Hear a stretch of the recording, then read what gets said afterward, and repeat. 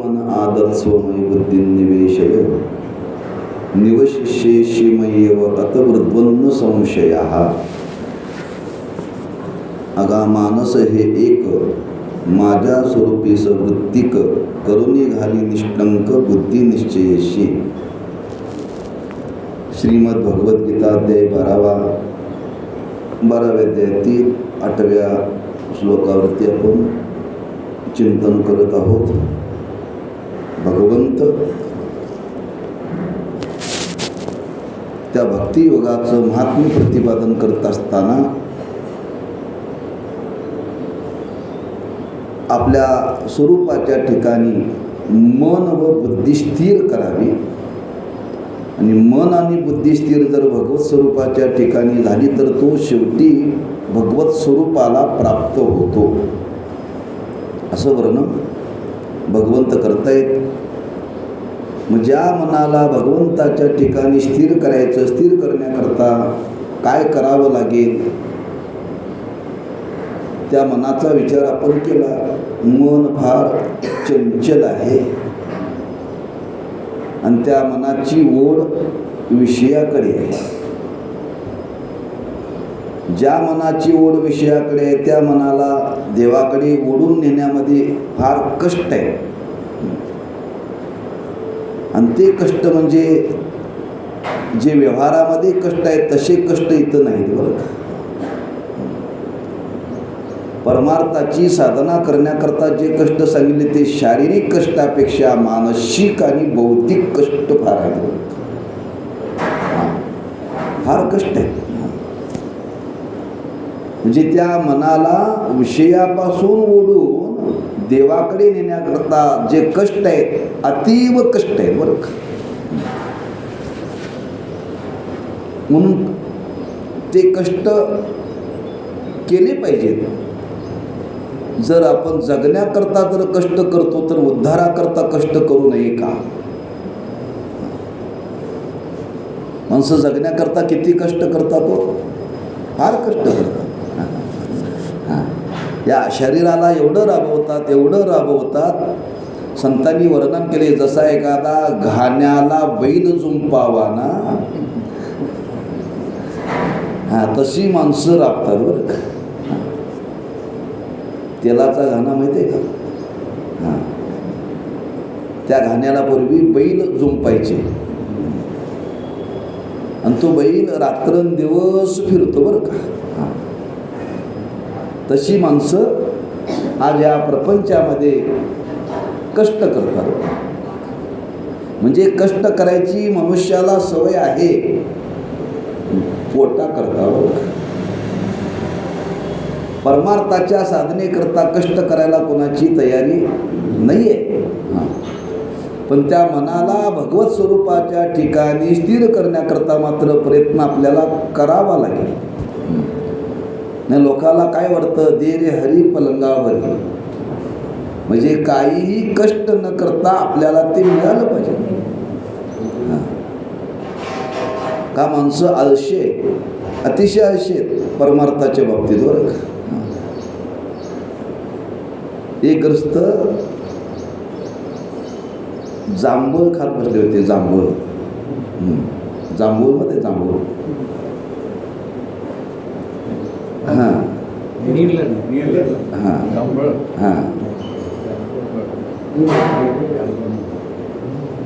आणि ते खात बसले होते. ग्रस्त चांगली आवडीनं खात होते. असे ओंजळ भरून ते जांभूळ खात बसले होते. पण ते खाता जांभूळ खाण्याची कशी पद्धत आहे तशी तोंडात टाकले जातात बरं का. तोंडात टाकायचे, त्याचा वरचा गर खायचा आणि बी तोंडाने फेकून द्यायचे बरं का. हात लावायचा. म्हणजे कसं ते जांभूळ खात होते. जांभूळ खाता ते तोंडात जाण्याच्या ऐवजी मिशीवरती जाऊन बसलं बरं का. अशा मिशा मोठ्या होत्या आणि ते मिशीवरती जाऊन बसलं. आता त्याला अशी टाकायची सवय होती. आता तो विचार करू लागला, जांभूळ खाता मिशीवरती बसले, आत सारायचं कसं म्हणाला तोंडामध्ये. रस्त्याने इकडे हो म्हणजे इकडे म्हणले काय म्हणले कम काय नाही म्हणले, मी जांभळ खात बसलोय आणि ते खाता खाता मिशीवरती बसले, तेवढं आत तोंडात ढकला म्हणे. म्हणजे किती आळशी माणसं. हां, म्हणजे मिशीवरचं जांभूळ सुद्धा तोंडात सारण्याकरता सुद्धा माणसं कष्ट करायला तयार नाही. आणि परमार्थाकरता कधी कष्ट करतील. पण भगवान सांगतात की बाबांनो, माझ्या स्वरूपाच्या ठिकाणी ते मन स्थिर करण्याचा आपण प्रयत्न केला पाहिजे. मयेव मन आदत्स्व, फार सुंदर विचार भगवंतांनी प्रकट केलेला आहे. माझ्या ठिकाणी ते मन स्थिर करा. का स्थिर होत नाही व मन? का स्थिर होत नाही? त्याचं कारण आहे, त्या मनाला स्थिर करण्याकरता त्या मनाला पहिल्यांदा शुद्ध करावं लागेल. शुद्ध झाल्याशिवाय ते देवाकडे जायला तयार होत नाही. मंत्र संतांनी तुम्हाला उपदेश केला, शुद्ध करून या चित्त भावे गावे गीत. शुद्ध बरं का परमात्मा शुद्ध आहे. आणि परमात्मा शुद्ध असल्यामुळे त्या मनाला तिकडं जाण्याकरता ते शुद्ध नाही आहे. शुद्ध केल्याशिवाय ते तिकडं स्थिर होत नाही. म्हणजे आम्ही तुम्ही मनाला नेण्याचा प्रयत्न केला तर ते मन तिथं स्थिर झाल्यासारखं वाटतं, पण ते थांबत नाही. का थांबत नाही? शुद्धता नाही. शुद्धता असेल तर लवकर मन स्थिर होतं. बरं, लवकर मन शुद्ध होतं. म्हणून 9व्या अध्यायामध्ये भगवंतानी अर्जुनाला सांगितलं, अर्जुना मी ज्ञान सर्वांना देतो, पण ते ज्ञान सर्वांना देण्याकरता त्याचं पहिल्यांदा मन शुद्ध पाहिजे. सुमनो आणि शुद्धमती, अनिंदको अनन्यगती, गौपैतया प्रती चावळी जे सुखे. सुमनो म्हणजे चांगलं त्याचं मन पाहिजे. मन कसं पाहिजे? चांगलं पाहिजे. चांगलं पाहिजे म्हणजे नेमकं कसं पाहिजे? म्हणजे निषिद्ध कर्म न करणारं पाहिजे. बरं का? निषिद्ध कर्म न करणारं पाहिजे. म्हणून त्याचं एका सुभाषितकारांनी फार सुंदर वर्णन केलं त्या मनाच्या बाबतीत. बरं का?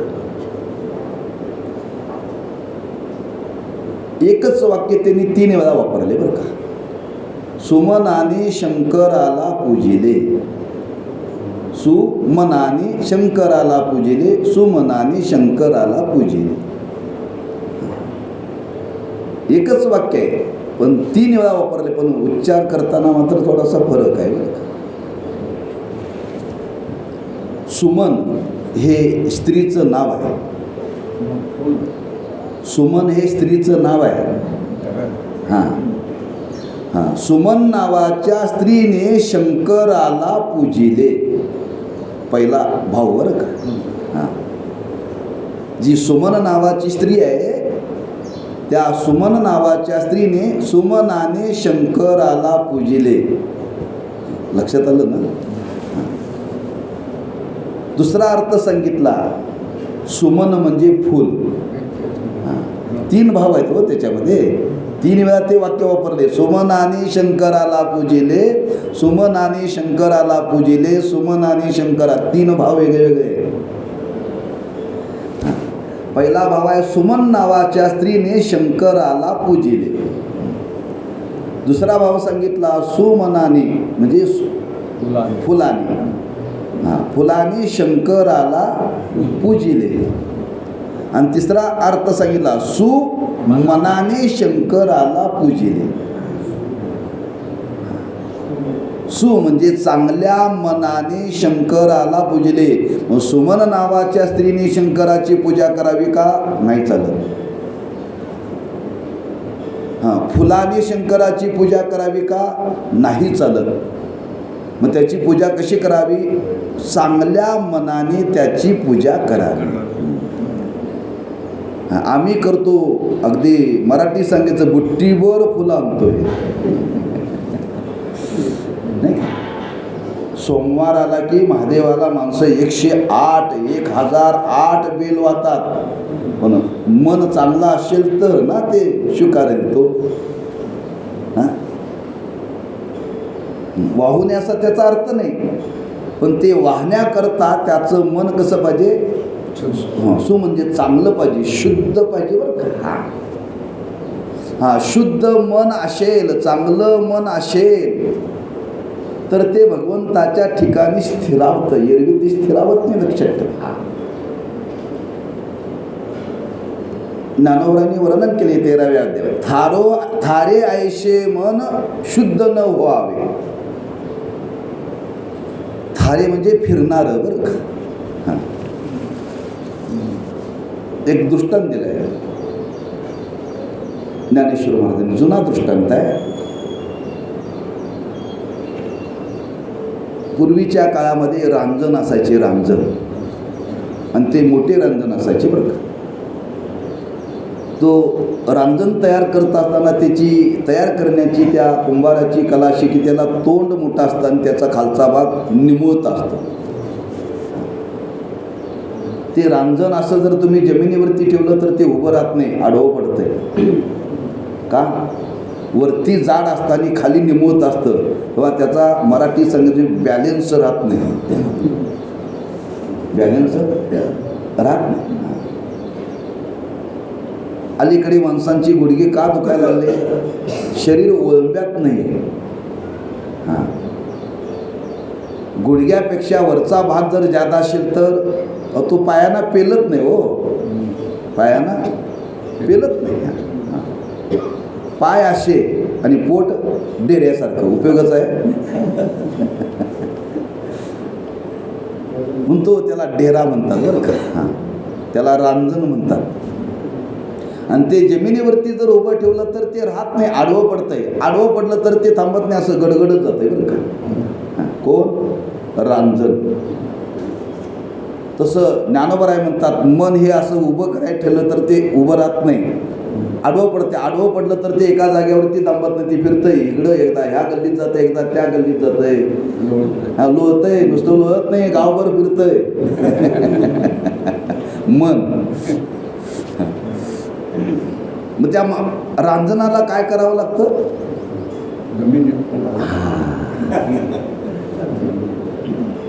त्या रांजणाला स्थिर करण्याकरता त्या गळ्या इतकं पुरावं लागतं. कोणाला? रांजणाला. सामान्य रांजण आहे ते स्थिर राहत नाही, त्याला जर स्थिर करण्याकरता तर गळ्या इतकं पुरावं लागतं, तर मनाला काय करावं लागेल. हो, थारे ऐशे मन शुद्ध न व्हावे म्हणतात. त्या रांजणाची उपमा दिलेली बरं का. पण त्या मनाला शुद्ध करावं लागेल, शुद्ध केल्याशिवाय ते स्थिर राहत नाही बरं का. आणि भगवान सांगतात की माझ्या ठिकाणी ते स्थिर करा. मग त्याला शुद्ध केलं पाहिजे. शुद्ध केलं पाहिजे म्हणजे नेमकं काय केलं पाहिजे. शरीराची शुद्धी वेगळी, धनाची शुद्धी वेगळी, मनाची शुद्धी वेगळी. प्रत्येकाच्या शुद्धीकरता साधन भिन्न भिन्न सांगितले बरं का. शरीर शुद्ध करायचं असेल तर रोज सकाळी त्याला अंघोळ घातली पाहिजे. काय घेतलं पाहिजे? अंघोळ. अंघोळ घातल्याशिवाय शरीर शुद्ध होत नाही. हां, तुम्ही उठल्या उठल्या बाथरूमला जाऊन आला, शरीर अशुद्ध होतं बरं का. बहिर दिशेला जाऊन आल्यानंतर, बहिर दिशेला जाऊन आल्यानंतर आंघोळ केल्याशिवाय धुतलेल्या वस्त्राला सुद्धा स्पर्श करू नये असं वर्णन केले. पूर्वी पद्धत काय होती, ज्याने आंघोळ झाली आणि ज्याची आंघोळ झाली नाही त्यांनी कपडे त्याची नेऊन ठेवायची, ज्याची आंघोळ झाली नाही त्यांनी कपड्याला स्पर्श करायचा नाही बरं का. आता कोणी शुद्धता पाळायला तयार नाही. हां, आणि ते स्नान करून, स्नान केले की शरीराची शुद्धी होते. स्नान केल्याशिवाय धुतलेल्या वस्त्राला स्पर्श करायचा नाही. आणि तुम्ही आधी स्पर्श केला तर ते वस्त्रसुद्धा अशुद्ध होतं बरं का. ऐका, पाळता आलं तर पाळण्याचा प्रयत्न करा, नाही चाललंय तसं चालू द्या. शुद्धता सांगितली. शरीराची शुद्धता ही रोज स्नान करण्याने होते.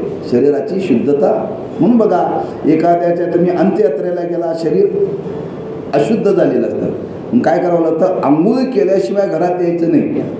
घरातून आंघोळ करायची नाही, बाहेरच आंघोळ करायची, शुद्धीवर का. म्हणजे शरीराची शुद्धी ही स्नानाने होते. शरीराची शुद्धी स्नानाने होते. आपल्याकडे धन येतं, धनाची शुद्धी कशाने होते? पाणी शिंपडून होत नाही बरं का. धनाची शुद्धी दानाने होते. दान केलं की धन शुद्ध होतं. उगाच लोकाला सांगितलं नाही दान करा म्हणून. आपल्याकडे आलेलं जे धन आहे ते येत असताना त्याला काहीतरी दोष लागलेले बरं का, आणि ते दोषासहित आपल्याकडे आलेलं आहे.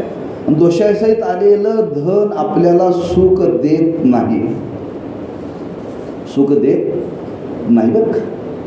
मग ते शुद्ध करण्याकरता काय करावं लागतं? दान करावं लागतं. म्हणून त्याचं वर्णन केले, 1/4 भाग दानाकरता खर्च केला पाहिजे. 1/4. हां, तुम्ही रोज जर 100 रुपये मिळवत असाल तर 25 रुपये रोज खर्च केले पाहिजे दानाकरता. मुलाला चॉकलेट खाण्याकरता नव्हे. 100 रुपये रोज मिळवत असाल तर 25 रुपये. तुम्ही रोज 1000 रुपये जर मिळवत असाल तर 250 रुपये खर्च करा. वकील साहेब लक्षात ठेवा. हां, म्हणून तेवढे रोजचे खर्च करायचे, म्हणजे ते बाजूला काढून ठेवायचे, बाजूला काढून ठेवायचे. आणि असा एखादा धर्माचा उत्सव चालला की त्या दिवशी ते एकदम दिले तरी चालतात बरं का. हां, तुम्ही रोज किती मिळवत आहे त्यातला 1/4 10 रुपये मिळवत असाल तर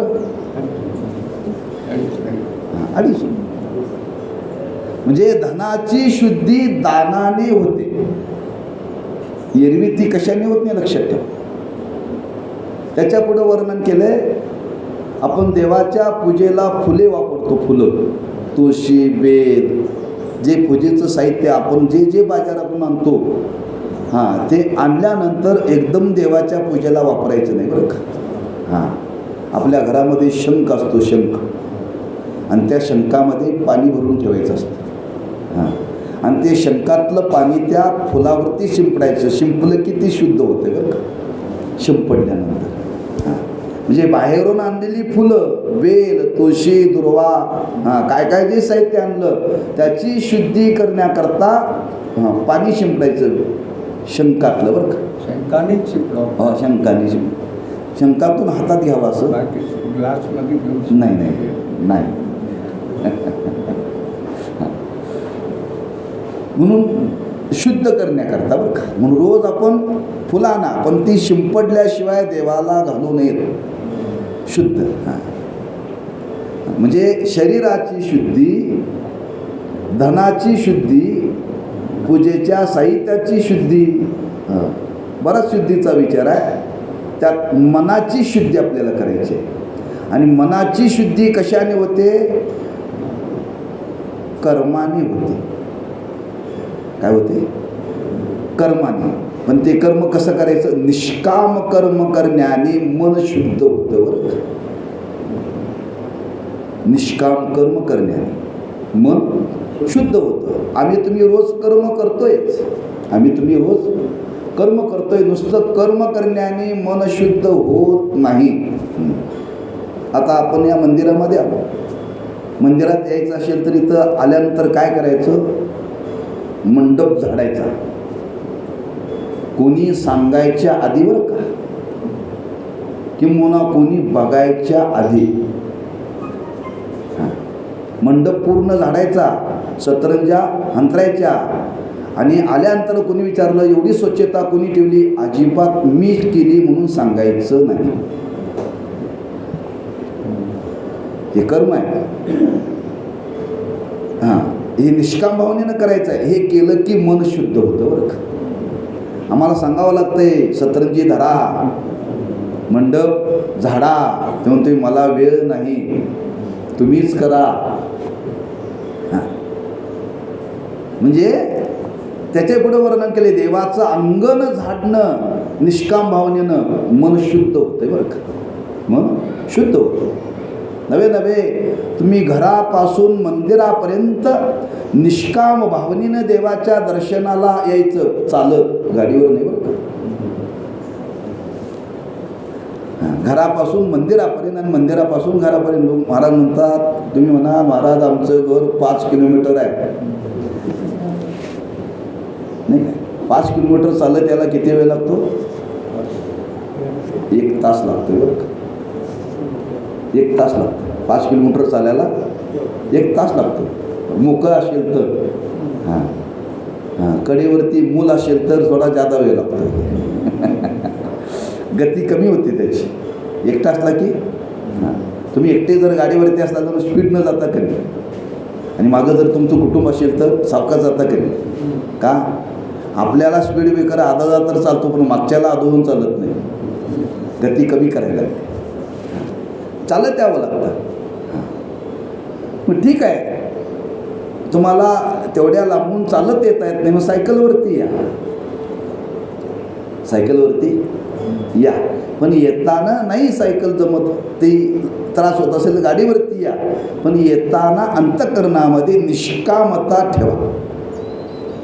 मी ज्या देवाच्या दर्शनाला चाललोय, काहीतरी मिळवण्याकरता चाललो नाही, माझं कर्तव्य आहे. हां, त्या देवाचं दर्शन घेणं माझं कर्तव्य आहे. या भावनेनं कोणतीही अपेक्षा न ठेवता त्याच्या दर्शनाला येणं हे निष्काम बरं का. हां, जी निष्काम भावनेने कर्म केलं की मनाची शुद्धी होते, मनाची शुद्धी होते. हां, कोणतीही अपेक्षा चित्तात ठेवता कामा नये. निष्कामतेबद्दल आठवलं म्हणून आपल्याला सांगतो. संत शेना महाराजांच्या जीवनाचा प्रसंग सांगितला जातो. संत शेना महाराज हे भगवंताचे अनन्य भक्त होते. त्यांचा रोजचा क्रम होता बरं का. नाभिक यातीमध्ये ते जन्माला आले, पण पहाटे उठावं, पहाटे उठून स्नान करावं, काकडा करावा आणि 2 प्रहर व्यवसाय करावा बरं का. 2 प्रहर, 6 ते 9 आणि 9 ते 12, 12च्या पुढं न्हाव्याने धंदा करायचा नाही, असा शास्त्रात विचार मांडलाय बरं. मग त्यांचा नियम, सकाळी सगळं साधना करावी, 2 प्रहर व्यवसाय करावा आणि 12 वाजता पुन्हा घरी आली की स्नान करावं. हां, स्नान करावं, मग भोजन करावं आणि दुपारचा वेळ परमार्थाकरता खर्च करावा. हां, 2 प्रहराच्या वर ते व्यवसाय करत नव्हते.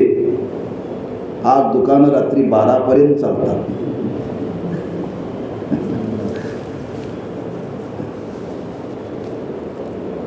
वेळ दिला पाहिजे, लक्षात ठेवा. साधनेकरता आम्हाला सगळं वाटतंय ओव्हर टाईमच करावं, खरं वाटतंय. हां, बँकेतल्या माणसाला वाटतं, कंडक्टरला वाटतं, ड्रायव्हरला वाटतं, हां, महाराज लोकांना सुद्धा वाटतं. एक कीर्तनकार भेटली परवा मला आळंदीचे. मी त्यांना म्हटलं, का हो अयोध्येला तुम्ही गेला नाही का? मी महाराज आमंत्रण होतं पण मी गेलो नाही, पण त्या दिवशी मात्र मी 4 कीर्तनं केली. किती? 4 कीर्तनं केली. म्हणजे काय केलं? ओव्हर टाईम बरं का.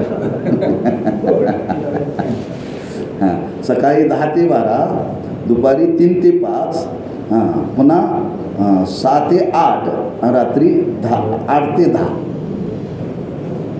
कीर्तनकार ब्रह्मचर्य आहे बरं का. हां, म्हणजे साधना न करता आपण आधी काळ घालतो, पण महाराजांचा नियम होता साधनेमध्ये काळ घालवायचा. हां, उदरनिर्वाह करता जेवढं लागते तेवढं. आणि एवढी त्यांची भगवंताची साधना होती, एवढी साधना होती, आणि त्या साधनेचा परिणाम महाराज वारीला जायचे. वारीला गेल्यानंतर भगवंताच्या दर्शनाला जायचे. आणि ज्यावेळी भगवंताच्या दर्शनाला शेना महाराज जायचे, त्या दिवशी शेना महाराज आत रावळात आले म्हटले की देवानी मान खाली घालावी. देवानी मान खाली घालावी का? एवढी त्यांनी सेवा केली होती. देवाच्या डोक्यावर ते ओझं होतं. नेहमी शेना महाराज दर्शन करून गेले की मग देवाने मान वर करावी. म्हणजे देवाला सुद्धा भक्ताची सेवा पाहून लाज वाटत होती, लक्षात ठेवा. आम्हाला कशाचीच लाज नाही. काय सेवा असेल बघा. जेव्हा जेव्हा शेना महाराज जायचे तेव्हा तेव्हा त्यांची देवाची मान खाली असायची. नेहमीप्रमाणे शेना महाराज पंढरपूरला आले आणि सगळा विधी करून रावळामध्ये भगवंताच्या दर्शनाला गेले. आणि भगवंताच्या दर्शनाला गेल्यानंतर त्या दिवशी थोडंसं विपरीत घडलं बरं. आत गेल्यानंतर त्या दिवशी देवाची मान खाली नव्हती, वर होती अशी बरं का. देवाची मान वर होती. शेना महाराज विचार करू लागले, मी जेव्हा जेव्हा दर्शनाला येतो तेव्हा तेव्हा देवाची मान खाली असते, आज देवाची मान वर आहे. काय चुकलंय आपलं? काहीतरी घडलंय आपलं, काहीतरी उन्हा आहे. म्हणून राहवलं नाही शेना महाराजांना. गेले देवाच्या समोर गेले, म्हणजे देवा मी आपल्या दर्शनाला नेहमी येतो, दर्शनाला येत असताना आपली मान खाली असते, पण आज देवा मान वर आहे. काय चुकलं? म्हणजे काय चुकलं? तुम्ही मागच्या वारीला आला होता पंढरपूरला, आणि वारीला आला होता, आणि वारी करून जाता जाता वस्ताऱ्याला लावायचा दगड घेऊन गेला तुम्ही पंढरपुरात. काय घेऊन गेला? दगड घेऊन गेला. तेव्हा माझ्या दर्शनाला आला होता का दगड न्यायला आला होता? हे पहिल्यांदा सांगा. देवाने काय विचारलं? माझ्या दर्शनाला आला होता, माझ्या वारीला आला होता का दगड नेण्याकरता आला होता? शेना मला म्हणली, खरंच देवा चूक झाली, हरकत नाही, अशी पुन्हा मी चूक करणार नाही. हां, पुन्हा घरी आले आणि दुसऱ्या वारीला येताना तो दगड घेऊन आले बरं का. दगड घेऊन आले, तो दगड चंद्रभागेमध्ये टाकला. म्हणजे तुझ्यामुळं मागची माझी वारी चुकली दगडा. हां हां, तो दगड चंद्रभागेमध्ये टाकला, स्नान केलं आणि पुन्हा भगवंताच्या दर्शनाला गेले. आणि भगवंताच्या दर्शनाला गेल्यानंतर त्या दिवशी सुद्धा देवाची मान वरच वर. महाराज विचार करू लागले, मागच्या वेळी दगड नेला होता म्हणून वारी चुकली, मी तो आता दगड टाकून दिला ना. ज्याच्यामुळं आपली वारी चुकली तो दगड टाकून दिला. म्हणजे देवा आता मानवर असण्याचं कारण काय? हे बघा, तुम्ही माझ्या वारीला आला का दगड टाकायला आला सांगा.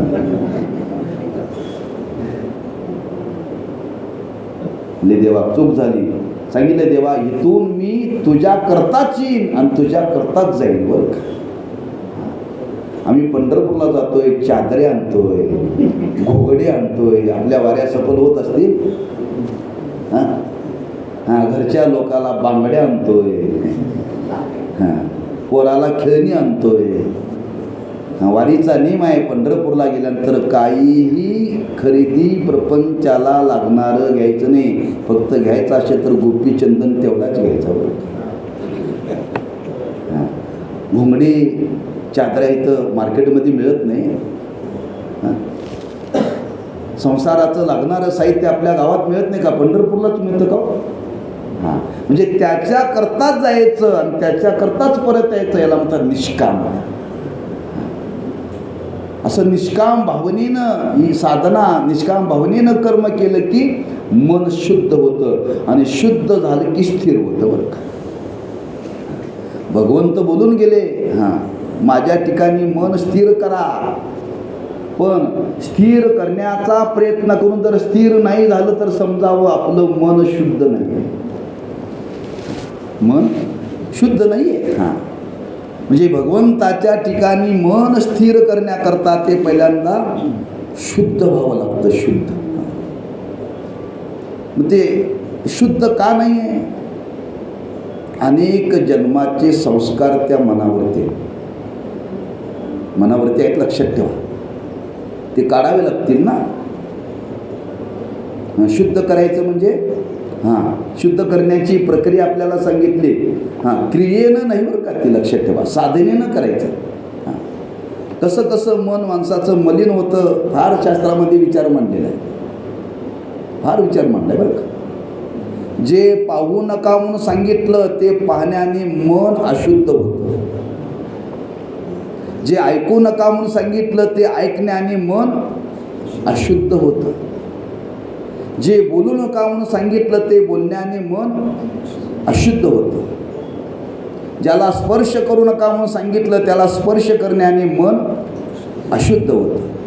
जे खाऊ नका म्हणून सांगितलं, जे पिऊ नका म्हणून सांगितलं ते करण्याने मन अशुद्ध होतं. फारच अवघड आहे नाही का. म्हणजे जे पाहू नका म्हणून सांगितलं ते पाहू नये, पाहू नाही बरं का. का पाहण्याने मन मलिन होतं, मलिन. तुम्ही जर वाईट पाहिले की मनामध्ये वाईट विचाराला समजावं आपलं मन बिघडलं बरं का, मन बिघडलं, लक्षात ठेवा. म्हणजे मनाला शुद्ध करण्याकरता फार सांभाळावं लागतं, लक्षात ठेवा, फार सांभाळावं लागतं. आज आम्ही हा विचार कधी जीवनात करत नाही. तुम्ही बघा इथं टांगे का, पूर्वी टांगे होते, आता टांगे राहिले नाही. पण प्रत्येक शहरामध्ये टांगे होते. त्या टांग्यामध्ये बसून घराकडे यायचं. मग त्या टांग्याला घोडा जुंपलेला असतो. मग त्या घोड्याला काय लावलेलं असते माहिती आहे का, दोन्ही बाजूला असं झापड लावलेले असते. कुणाला? घोड्याला बरं का. त्यांनी फक्त पुढं बघूनच चालायचं, इकडं तिकडं घोड्याने बघायचं नाही. घोड्याचं वर्णन करावे बरं का. म्हणजे रस्त्याने ते घोडं चालत असताना तो टांगा चांगला चालण्याकरता त्या डोळ्याला दोन्ही बाजूनी झापड लावलेली असते. त्या घोड्याने आजूबाजूला बघायचं नाही. जर घोड्याने आजूबाजूला पाहण्याच्या करता जर त्याला झापड लावलेली असते तर माणसाने काय करावं? झापड न लावता बघू नये बरं का. आपल्याला झापड लावायची गरज नाही. आपल्याला मन आवरता येतं, आपल्याला मन आवरता येतं. दुसरं एक उदाहरण दिलं जातं. शेतामध्ये नांगरण करायचे असे, पीक आलेलं आहे. मग ते नांगरण करत असताना बैलाच्या द्वारे करायचं. मग ते बैल नांगरत असताना इकडचं तिकडचं खाऊ नये म्हणून त्याला मुश्क्या लावायच्या बरं का, अशा तोंडाला. कुणाला? बैलाला. ह्या बांधापासून त्या बांधापर्यंत जाता जाता ते बैल काय करते, काम करता करता एकदा इकडं मान घालते, एकदा इकडं मान घालते खायला. ते खाऊ नये, त्याला खाता येऊ नये म्हणून त्याच्या तोंडाला अशी जाळी बांधली जाते. त्याला काय म्हणतात? आमच्याकडे मुश्की म्हणतात. माणसाला मुश्की बांधायची गरज नाही. माणसं सुद्धा येता जाता इकडचं तिकडचं तिकडचं इकडचं खातच जातात. बैलाला आवरता येत म्हणून त्याला मुश्की बांधावी लागते, पण माणसाला मन आवरता येतं. म्हणजे जे खाऊ नका म्हणून सांगितलंय, पिऊ नका म्हणून सांगितले ते खाऊ नये, पिऊ नये. जे बोलू नका म्हणून सांगितलं ते बोलू नये. जे पाहू नका म्हणून सांगितले ते पाहू नये. जे ऐकू नका म्हणून सांगितले ते ऐकू नये. का? त्या कारणाने माणसाचं मन मलिन होतं, अशुद्ध होतं, अशुद्ध होतं बरं. आणि अशुद्ध झालेलं मन देवाच्या लवकर स्थिर होत नाही बरं. मग त्या मनाला शुद्ध करण्याचा प्रयत्न केला पाहिजे, मनाला शुद्ध करण्याचा प्रयत्न केला पाहिजे. म्हणून तर तुकोबरांचा एक अभंग आहे, फार सुंदर आहे. येणे मुखे तुझे वर्णी गुण नाम, ऐशे देई मज प्रेम देवा. डोळे भरून या पाहिन तुझे मुख, त्याची मज सुख देई देवा. कान भरून या ऐकेन तुझी कीर्ती, ते मज विश्रांती देई देवा. वाहे रंगी टाळे नाचेन उदास, हे देई हातास पाया सुख. तुका म्हणे माझा सकळ देह भाव, अनेक नको ठाव चिंतुयाशी. देवा वाणीनं तुझंच वर्णन करावं, कानाने तुझीच कीर्ती ऐकावी, डोळ्याने तुलाच पाहावं, हाताने तुझंच भजन करावं. कशा करता? शुद्ध होण्याकरता. बरं का? त्याचंच वर्णन करावं. कुणाचंही काही बोलून वाणीने लक्षात ठेवा. म्हणून तुकोबारांनी फार परखड भाषेमध्ये वर्णन केले. वर्णाविती थोरी एका विठ्ठलाची, कीर्ती मानवाची सांगू नये. या वाणीने माणसाचं सुद्धा वर्णन करू नये. माणसाचं सुद्धा, तो कोणी असो, जावई असला तरीही. पण वर्णन केल्याशिवाय कामच होत नाही ना. आमचे साहेब असे, साहेब तुमच्यासारखा साहेब आमच्या जिल्ह्यात पाहिला नाही बरं का. साहेबाचं वर्णन केल्याशिवाय साहेब काम करण्याकरता प्रवृत्त होतच नाही हो. खरं तुमचा 4 जिल्ह्यामध्ये नाव लौकिक आहे बरं का. असं वर्णन केले की साहेब म्हणतो, काय नाही तुमचं काय काम असेल तर सांगा बरं. आणि इथं महाराज म्हणतात वर्णन करू नये. अवघड आहे ते. हे करायचं का ते करायचं. म्हणून आमचे वकील साहेब म्हणतात, महाराज मला माळ घालायला अडचण आहे हो. माळ घालायला अडचण नाही. तिथं गेल्यानंतर साहेबासारखं वागावं लागतं, तसं बोलावं लागतं. आणि तुम्ही सांगताय कीर्तना प्रवचना, त्यांचं वर्णन करायचं नाही. अडचण आहे की नाही आम्हाला. हां हां म्हणजे त्या मनाला शुद्ध करण्याकरता. म्हणून एक शास्त्राने विचार मांडला, निषिद्ध आणि विहित. निषिद्ध कोणतंही कर्म जीवनामध्ये करू नये. निषिद्ध कर्म करण्याने मन अशुद्ध होतं बरं का. आणि विहित कर्म करण्याने माणसाचं मन शुद्ध होतं. जे करा म्हणून सांगितलं तेच करा, त्याला विहित कर्म म्हणतात. आणि जे करू नका म्हणून सांगितलं ते करू नका, त्याला निषिद्ध कर्म म्हणतात बरं. म्हणून विहित आणि निषिद्ध ह्या 2 कर्माला फार प्राधान्य दिलेलं आहे. आपल्याकडे वारकरी होण्याची पद्धत आहे. वारकरी होणं म्हणजे काय हो?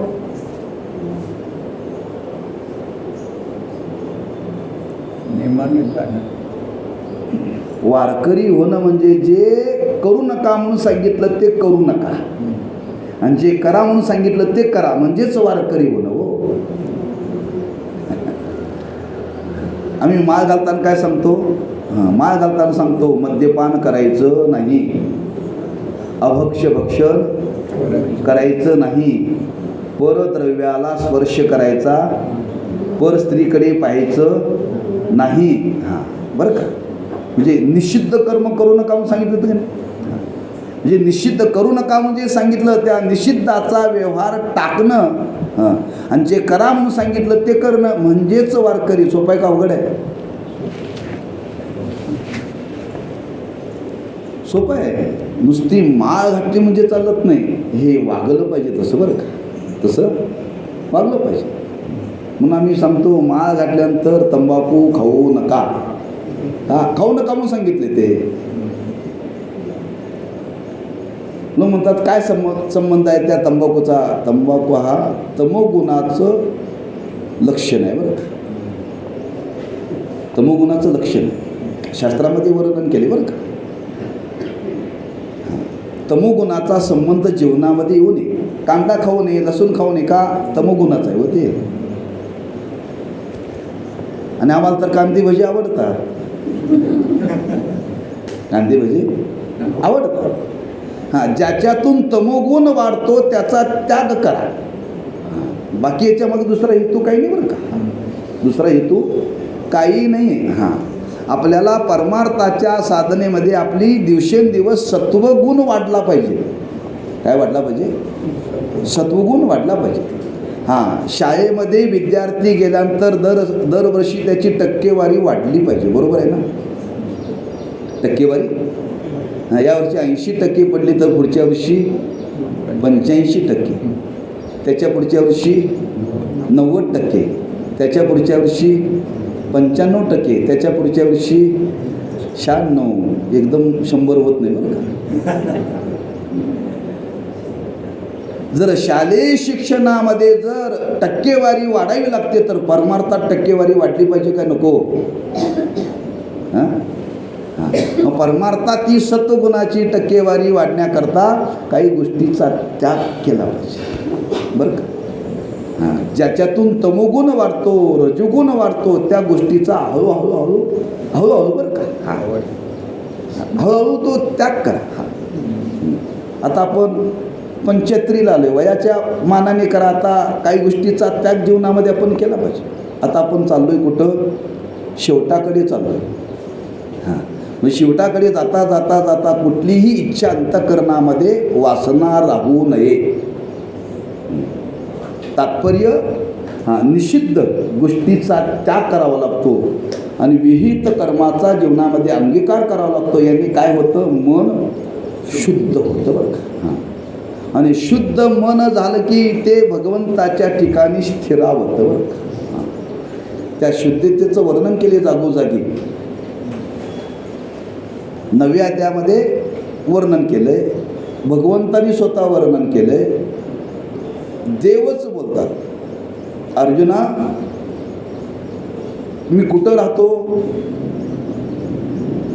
जयाचे चोखटे मानसी, मी होवोनी असे क्षेत्र संन्यासी, जया निजल्या ते उपास्य वैराग्य घा. ज्याचं मन शुद्ध आहे त्याच्याजवळ मी राहतो बरं का. त्याच्याजवळ मी राहतो. असं कोण बोलले? देव बोलले, लक्षात ठेवा. तुका म्हणे चित्त करारे निर्मळ, येऊनी गोपाळ आहे तेथे.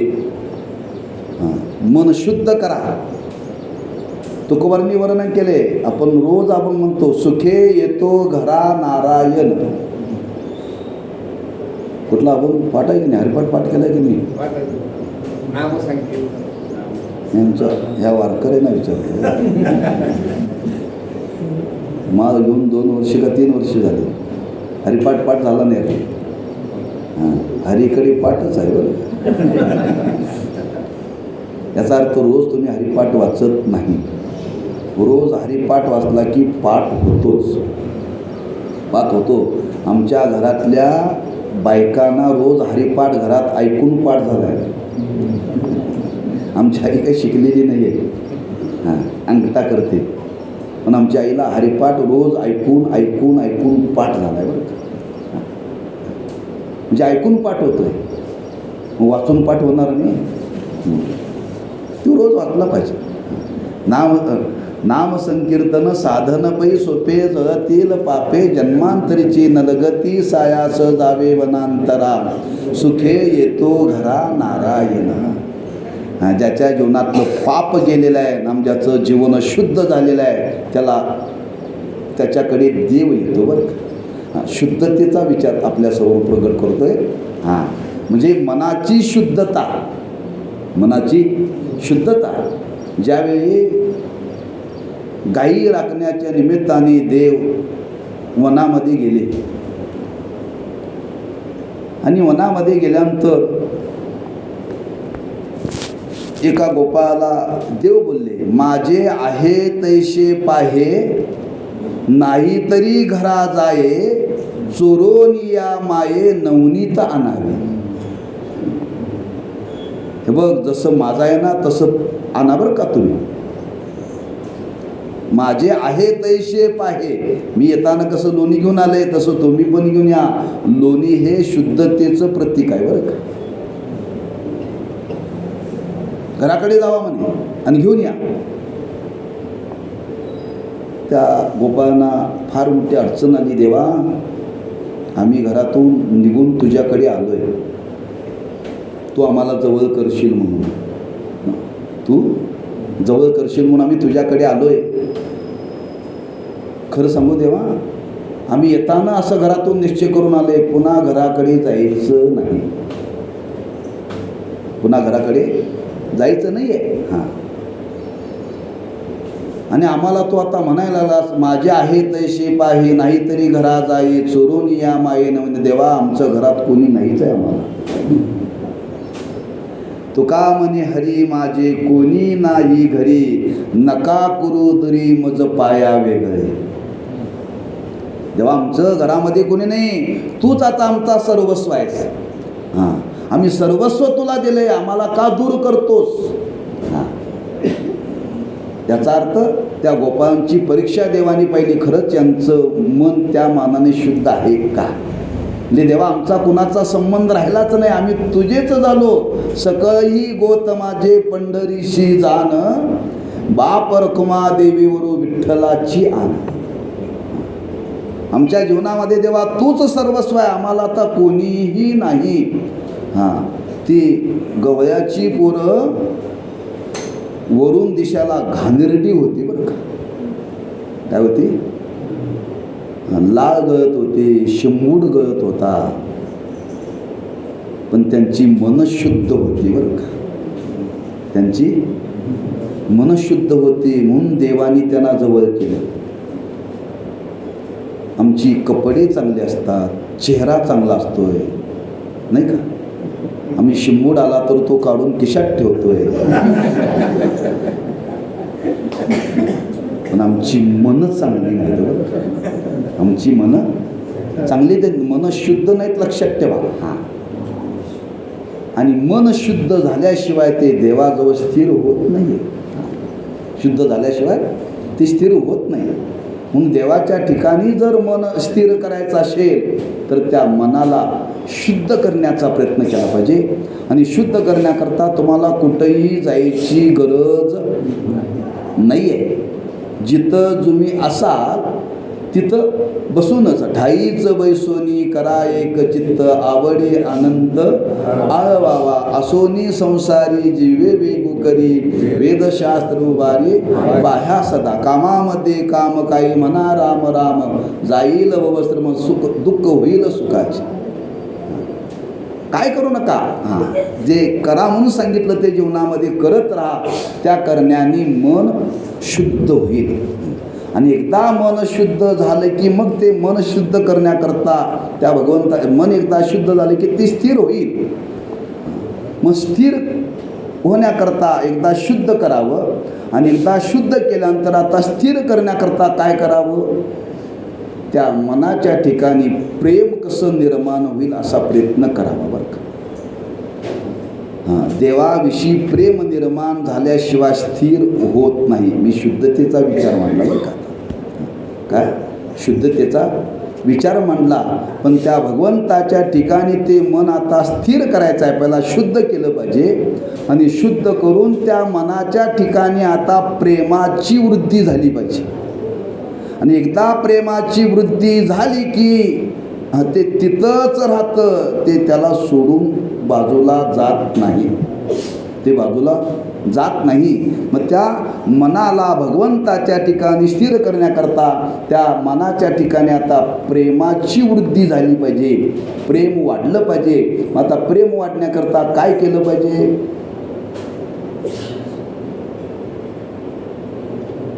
प्रेम वाढण्याकरता काय केलं पाहिजे याचा विचार आपण दुपारच्या सत्रात करू. कुंडली कवरदा हरी विठ्ठल श्री ज्ञानदेव तुकाराम आता विश्वास केले.